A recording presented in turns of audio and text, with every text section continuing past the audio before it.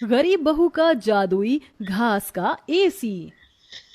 एक छोटे से गांव में सरिता अपनी बहू और अपने गरीब परिवार के साथ रह रही थी। बेटा, आज हमें ये रात को सारा काम खत्म करना होगा, कल ये सारा ऑर्डर का सामान जाएगा। माँ, मैं तो कोशिश कर ही रहा था लेकिन घास ही खत्म हो गई। अब आप ही बताओ ना, मैं क्या करूँ। हमारे पास और कोई चारा नहीं है, हमें जंगल से और घास काट कर लानी होगी। इस समय जंगल में जाने का फायदा नहीं है, कभी भी कुछ भी हो सकता है। जंगली जानवर रात के समय ही बाहर निकलते हैं। अजय बिल्कुल सही कह रहा है बहू।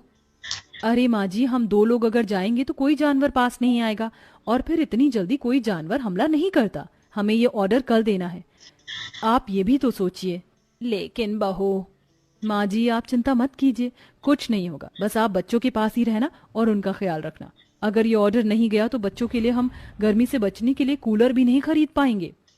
सरिता की बहू भाविका और उसका बेटा, वो तीनों घास से पंखे कूलर बनाने का काम किया करते थे, इसलिए उन्हें घास की जरूरत पड़ती थी। वह आधी रात के समय जंगल में जाते हैं। भाविका, जरा से भी हलचल हुई तो मुझे बता देना, कभी भी कुछ भी हो सकता है। ठीक है जी, मैं आपको बता दूंगी। अजय और भाविका दोनों ही जंगल में घास काट रहे होते हैं, तब उन्हें झाड़ियों से आवाज आने लगती है। क्या तुमने भी वहां से कोई आवाज सुनी है? हाँ जी, मैंने भी सुनी है। मैंने तुम्हें कहा था ना, इस समय आना ठीक नहीं है। चलो देखते हैं उधर क्या है। भाविका और अजय झाड़ियों के पास जैसे ही जाते हैं, उन झाड़ियों के पीछे से एक आदमखोर भेड़िया निकलता है। भाविका, भागो यहाँ से, यहाँ पर तो बहुत खतरनाक भेड़िया है। अजय और भाविका दोनों अपनी जान बचाकर भागने लगते हैं। अजय, अब हम लोग क्या करें? कहीं भेड़िए ने हमें खा लिया तो? रुकना मत, बस भागती जाओ। भागते भागते वो दोनों जंगल से किसी तरह बाहर निकल आते हैं और भेड़िया उनका पीछा छोड़ देता है। जान बची तो लाखों पाए, लौट के बुद्धू घर को आए। रास्ते में चलते हुए आधी रात के समय उन्हें गांव के एक कूड़े के ढेर के पास एसी पड़ा हुआ नजर आता है। अरे देखो जी, यहाँ पर एसी पड़ा है। अरे पता नहीं किसका होगा, चलो यहाँ से चलते हैं। मुझे लगता है किसी ने ऐसे ही डाल दिया होगा। मैं तो कहती हूँ इसे लेकर चलते हैं। भाविका अजय को एसी ले जाने के लिए मना लेती है, जिसके बाद वो दोनों उस एसी को घर ले आते हैं। तुम दोनों तो घास लेने गए थे, ये क्या लेकर आ गए हो? ये हमें रास्ते में पड़ा मिला। जब हम कूलर पंखे बना लेते हैं तो एसी भी बना सकते हैं। इस खराब एसी को छोड़ो और ये बताओ, क्या तुम घास लेकर आई हो? सरिता के ये बोलने के बाद जंगल की दुर्घटना के बारे में दोनों बताते हैं, जिसे सुनकर सरिता हैरान रह जाती है। अच्छा, इसका मतलब बहुत बड़ी मुसीबत से बचकर आए हो तुम दोनों, और साथ में ये कचरा उठाकर ले आए। वह तीनों बहुत ज्यादा परेशान हो जाते हैं। कल का ऑर्डर पूरा करने के बाद उन्हें कुछ पैसे मिल जाते, लेकिन घास न होने की वजह से उनका ऑर्डर पूरा नहीं हो पाता और वह ऑर्डर कैंसिल हो जाता है।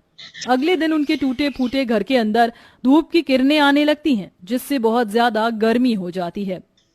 हे भगवान, कितनी गर्मी लग रही है, घर में पंखा भी नहीं चल रहा है। मुझे भी बहुत गर्मी लग रही है।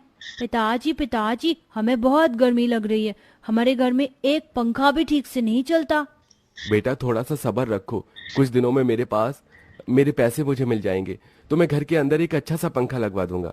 हमारा वो ऑर्डर तो कैंसिल हो गया, लेकिन सुबह में घास ले आई थी मैं। चलिए गांव वालों के कूलर और पंखे में घास लगा देते हैं, उससे कुछ तो पैसे आएंगे। हाँ, तुमने सही कहा। भाविका और अजय दोनों मिलकर पुराने कूलरों के अंदर घास लगा रहे होते हैं, और यहाँ घर में राजू दिशा गर्मी से परेशान हो रहे होते हैं। काश कि हमारे घर में भी कोई एसी होता। तभी दिशा की नजर उसके पिता के लाए हुए एसी के ऊपर पड़ती है। अरे राजू, जरा इसे देखो, लगता है पिताजी हमारे लिए एसी लेकर आए हैं, पर उन्होंने ये एसी अभी तक क्यों नहीं लगाया? क्योंकि ये एसी खराब है, बस इसीलिए। कल रात तुम्हारे माता पिता को ये कूड़े करकट में मिला था।